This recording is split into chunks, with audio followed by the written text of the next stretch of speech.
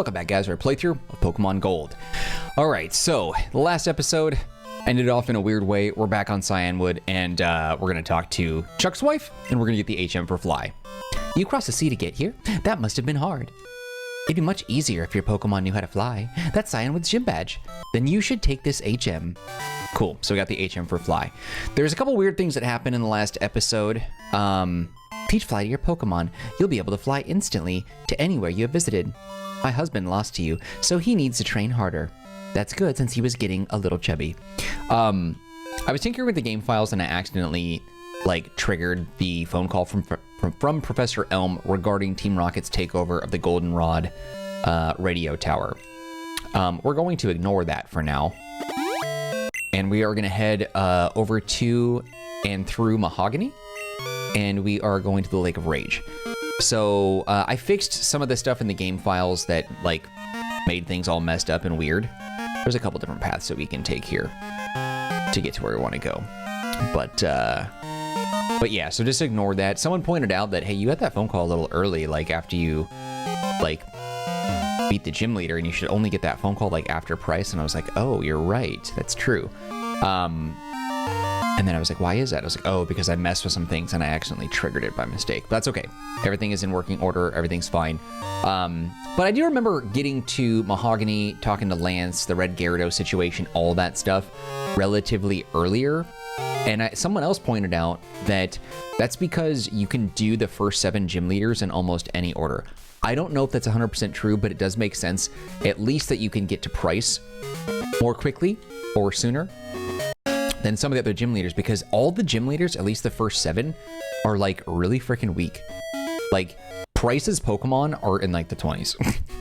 And I was trying to think of logistics as to why that would be, and it makes sense in that there's more than the normal 8 gyms. Also, still, it's kind of weird though that the 2nd gen did something so big and so bold, because no other game has done that I know of. Aside from, did the remakes do it? I don't remember. Did Heart Gold and Soul Silver give you that? I don't remember. But I assume that's probably why. It's all right, there's 16 gyms, so we're just going to go ahead and make the first 8 of Johto kind of weak. But I can see why some people wouldn't like that, especially before they discovered that Kanto was even a thing. Okay.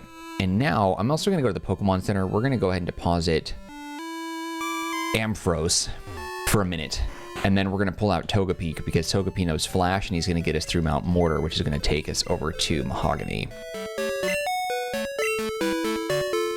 Let's see. Doopity-doopity-doo.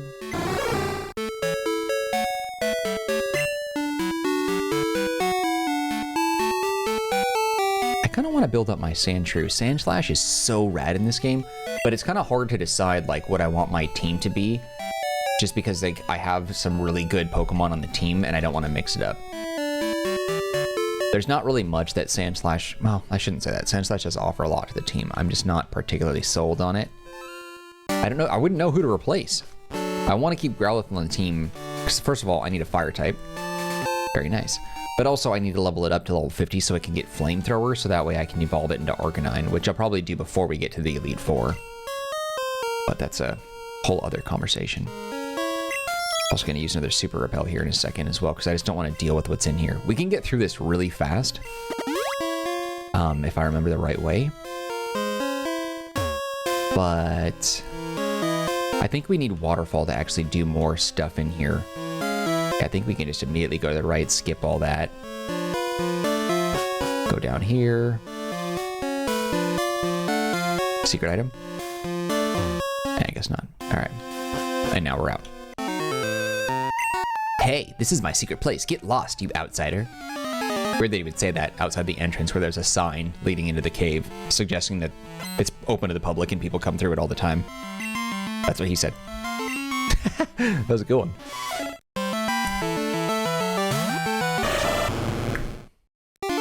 Also, too, I apologize ahead of time. I'm probably going to deposit Feraligatr in the box for a shiny Gyarados.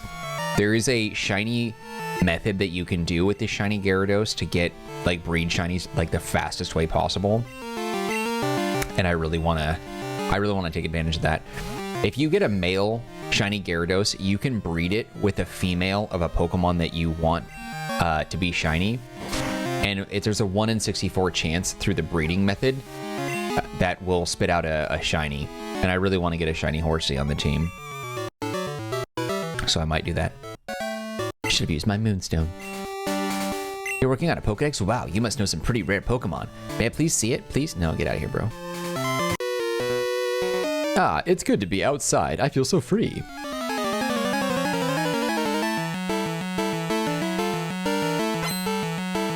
But anyway, yeah, so that's a thing. I also have a new set of Invisalign I got today, and my teeth are a little bit sore from it. It's not like a huge thing, but like, it was funny. I was asking the dentist about this because I was like, I've gone through, this is my 5th set of Invisalign, I think. It was like 14, I think 9, 8, and 9. And so this is number 1 of 9 in the 5th set. And I asked the dentist, I was like, dude, like, what's the deal? Like, why is this taking so long? Is this common for people to have this happen for like such a long time? And she said you'd be surprised that apparently there are some people that have been doing it for 2.5 years. And I was like, lady, I've been doing this for 2.5 years. It's just been going on for such a long time. But I have some really stubborn teeth. Like, my smile's fine, but there's some teeth, like the most recent set for this that I got created a tiny itty bitty little gap in my teeth, which is typically not noticeable. But the problem is that it's just noticeable enough because, like, without the proper lighting from like behind the teeth in the back of your throat, your mouth is like pitch black. And that makes it look like when you have a gap that there's like something stuck in your teeth because you're seeing the black behind the teeth. And so that's what happened. And I was like, I saw that and I was like, it's weird. This last couple of sets caused a tiny itty bitty little millimeter gap that's just noticeable enough to be annoying. And so they were trying to close that, but we're also going to move a couple other teeth as well in the process, which you probably don't care about. But to me, it's important. And I feel like you may have noticed over time that if I don't talk about it, I definitely move my mouth in a weird way. Like, I adjust my jaw and stuff. Mostly because like this Invisalign thing is shifting all my teeth, which are causing like my jaw to hurt like crazy, dude. Like I have to get Botox injections for migraines because my muscles and stuff get so tense that like I just go into like a paralysis due to the pain. But lately it's the Invisalign has been shifting my teeth and it's causing my jaw to move along with it, and it's causing like this massive muscle buildup right here, and I'm clenching so hard that it's like excruciating throughout the day. So I have to get like a shot, like a gigantic needle needs to go and puncture this muscle, and this one too, but this one multiple times, to try to deactivate it because the muscle is just going too strong. How do you have to see the Gyarados rampage at the lake? I am.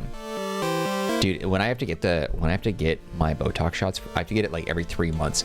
31 needle injections across my temples. They did it. This is kind of funny. You guys may not have noticed this. I don't remember if I pointed it out, but the first time I did the Botox injections, it's not for like wrinkles or anything. I'm not trying to look youthful, but the first time they did it, they were trying to deactivate the muscles right up here in the like right where my hairline is to try and like stop like any sort of tension headaches. But that's not where it's coming from. The migraines that I get are from my temples. Like I can feel it right here. Right here, I'm hitting one of the muscles. It's very tender because it's always like active and always causing me pain. And then in the exact same side on the opposite, and then also, the exact same spot on the opposite side. And then back here, right where my skull connects to like what you'd consider like your neck, and then down here into my traps, and then some in my shoulder. I have to get 31 needle injections across all these points. And when they first did it, they did it right up here, and it helped, but I couldn't move my eyebrows for like 2.5 months. It was really bad. So I had them stop that and then focus on the temples a little bit more, and then on like the traps and stuff like that. So it was very, very helpful. Loosens things up. Like I don't get the headaches as much, but the more stress and anxiety I feel from the day to day, it gets worse. And I just like, I hate it. Since you came this far, take the time to do some sightseeing. You should head north and check out Lake of Rage right now. Okay. Let's heal up real fast just to make sure we're in good standing. But yeah, I feel it all the time. Like when I'm sitting here and like talking to you guys, you might see me do this a lot. It's because I'm trying to stretch stuff out back here. Like a lot of my tension comes from looking at my phone and like creating that like hump thing. So I'm always trying to work on my posture throughout the day, because I have a 9 to 5. Throughout the day, I have a standing desk and I'm standing from, well, 8 to 5 actually.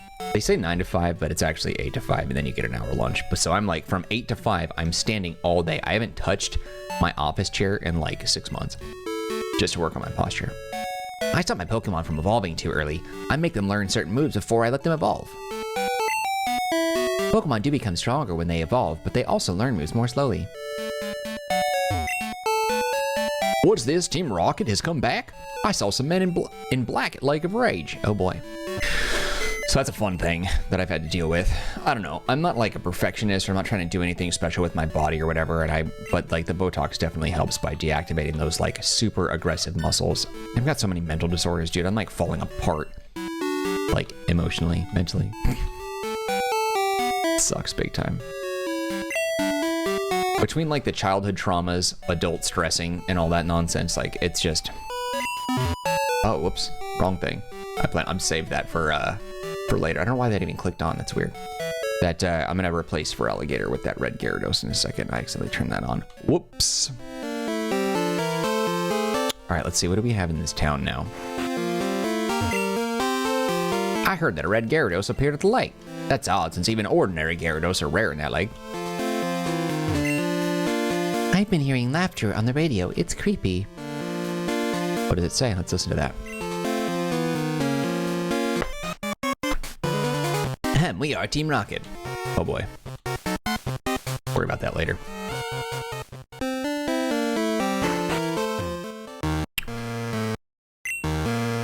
The experiment worked like a charm. Magikarp are just worthless, but Gyarados are a big moneymaker. Welcome. How may I help you? I'm gonna buy a Slowpoke tail just because it's messed up. Why not? Oh, I forgot about the repel. Alright, time to head up to Lake of Rage, finally. I was trying to work on this posture thing. Even when I'm driving, I feel like I'm constantly straightening my seat out more and more and more and more. Just because I'm trying to get better with my back and stuff. Because like a lot of times I'm scrunching up like this when I'm doing stuff, even when I sleep. So I'm trying to keep like my shoulders down and back. Like I've taken physical therapy. Like I've done a whole bunch of different things to try and improve. It's helping, but it's just not, I'm not perfect yet, you know? I can do so much with my Pokemon, it's super fun. Let's see about that.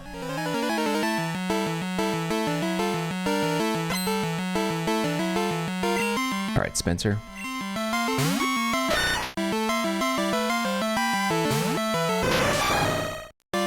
Should be able to stomp these guys mostly. Is Rock Smash... I guess I'll just have to keep it around for a little while because I don't think I can get rid of it yet. I think there are some things in the game that are dependent on it, but I don't remember. So to be on the safe side, I'm just going to keep it.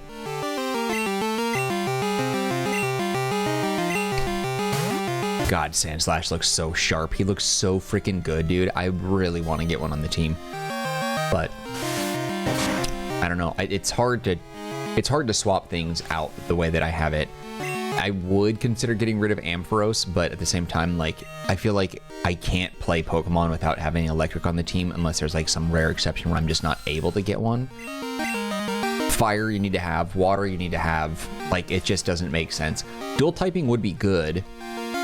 Isn't, no, I guess Sandslash is ground only, right? So, but like, Fur is the only one on my team that's just here more for like a novelty. I'm actually using it in battle. But like, he's a normal type. He's not particularly known to be strong. Like there's not really a huge need for it.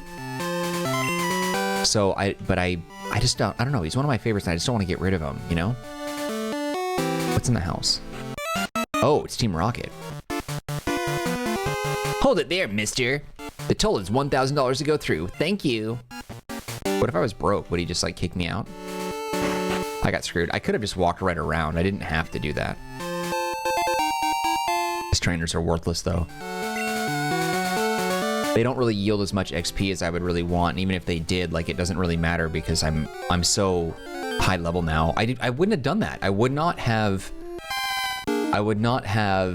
grinded so hard level wise if I had remembered that Price was gonna be so weak. Waste of $1,000. I'm gonna fight both these guys now, but that's fine. Would you get this? Some silver guy made fun of my Pokemon. Darn it, my Pokemon's great.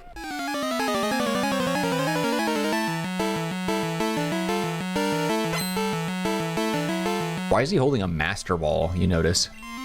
It's probably not supposed to be a Master Ball, but it is purple. Damn, the artwork with Nidoking is fantastic. It's funny, someone asked me today whether or not I have any tentative plans to play through any like ROM hacks. And I was like, yeah, I definitely do. I actually have a list. I've got a whiteboard over here on the wall, and I have a bunch of ROM hacks that I'm going to look at playing. And I don't know. I'm on the fence whether or not I'm going to do actual saved YouTube playthroughs. It depends on what the community says. I'll do a community poll about it, and I'll ask you guys, and we can decide it together. But I was thinking about doing it specifically on stream for the entertainment factor, because the ROM hacks can be silly. They can be really well done. Like, they're just new and fresh and different. And I've never like beaten one before. I've dabbled in them, but I haven't actually like played thoroughly to make it like, I'm going to start this and I'm going to go on my journey. I have never done that way before. So I thought it'd be fun to do that with you guys, like on a stream sort of thing. So I might try that. But I bring it up because the sprite work in Gen 2 is so fantastic. And I don't know of a whole lot of Gen 2 ROM hacks that fans have made other than Crystal Clear. I have that one, and that was one that I wanted to look at because it's supposed to be one of the best, if not the best ROM hacks ever made. But most of the ROM hacks I've seen are from Fire Red and Leaf Green era, with some few exceptions before and after that. Again, I wanted to touch base on that because the sprite work is so good in Gen 2 that some of the ROM hacks I've seen included Pokemon, but that were never in this sort of spritey format. Pokemon that came in generations where they were 3D models, the fans had to redo the pixel artwork to include them in their ROM hacks, which I thought was pretty cool. I'm totally down for that. Like a rage manga now. But the sprite work, you can always tell when a fan does it, and it's just not the same. Did my eyes deceive me? I saw red Gyarados in the lake, but I thought Gyarados were usually blue. So I don't know. I don't mean to be a snob about that because it's much better than I could ever do. But you can tell when a fan has made a sprite versus some of the brilliant ones we've seen here. That Sandslash, that Nidoking were both excellent. The Gyarados are angry. It's a bad omen. Okay, dude, whatever. All right, so first things first, we're going to go ahead and put Ampharos in the lead to Thunder Wave. Paralyze and chip away at the health. All right, let's catch this thing.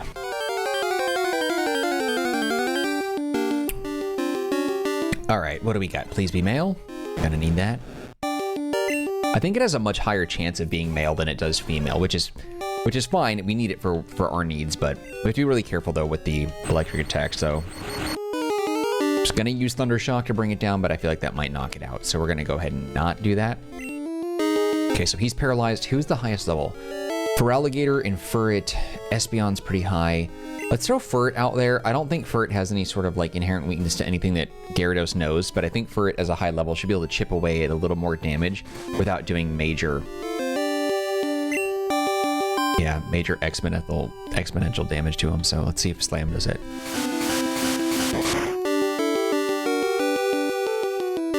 That's actually that's fine. I'm not gonna risk that again. We're gonna go Scizor now, and Scizor's gonna throw out a False Swipe, and then we're gonna catch this little thing. Yeah, this thing is tough. He can do a lot of damage.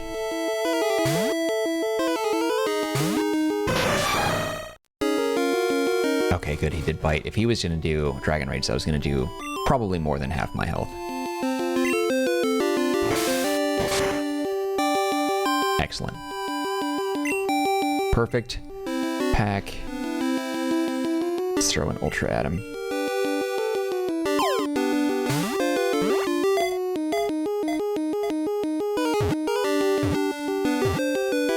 Yeah!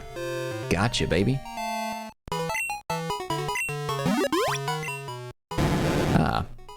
The atrocious Pokemon. They say that during past wars, Gyarados would appear and leave blazing ruins in its wake. Wars, huh? Ah, got you. Oh, and the red scale. Okay, I thought I had to pick that up, so that's on the ground there.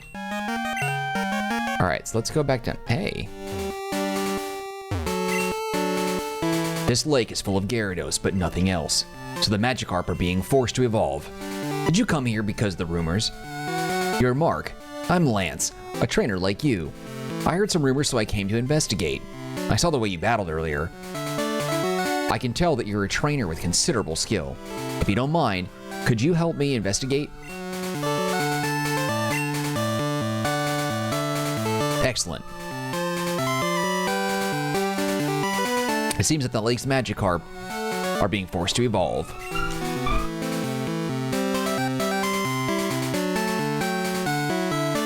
It's the worst part about like living next to a police station.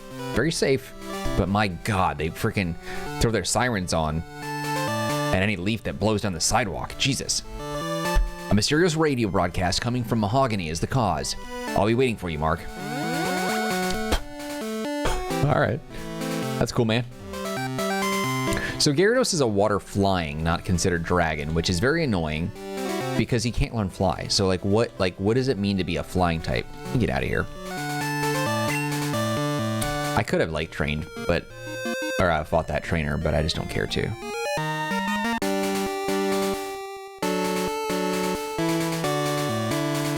Now, when I was a kid, it took me forever to figure out what to do with this whole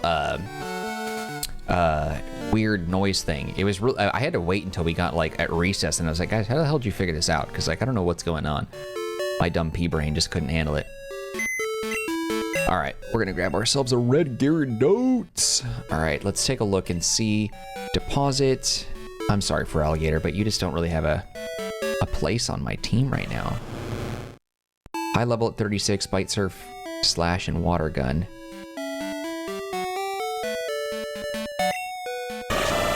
I know, this is blasphemy.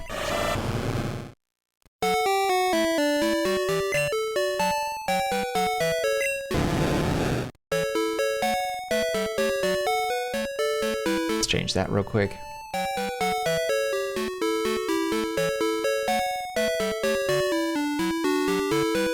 He is small, isn't he? Let's change that. There we go. That's what I'm talking about. Looking good.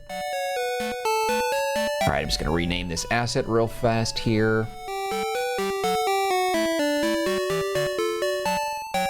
Splendid. Okay. So we're good. Looking good. And we're going to teach him Surf as well immediately after the fact. Sweet. All right. Let's heal up too, actually, before we do that. And I think that's a wrap. We'll worry about tracking that stuff down with Lance. I realize the time now, so we'll do that in the next episode. For the time being, though, we will focus on just healing up, teaching Gyarados Surf, and then we will do this stuff with Lance in the next episode. But anyway, thank you guys for watching this episode of Pokemon Gold. Hopefully you guys enjoyed the video. If so, you can show your love by hitting the like button. Do not forget to subscribe. Any feedback for me, leave it in the comments section. I will get back to you as soon as possible. Also, don't forget to take a look at the description box. There are some links there that might be of interest to you, one of which is a link to the Marcanine Community Discord server. If you want to be part of that group, you can chat with me directly. Surf, it's so weird that Fur can learn that. The community is actually really growing. We've had a lot of activity in that lately. I just want to expand on that. If you want to chat with me directly in the Discord, that's the best place to do it. I'm very active. I'm there all day long. You can at me anytime and we can chat.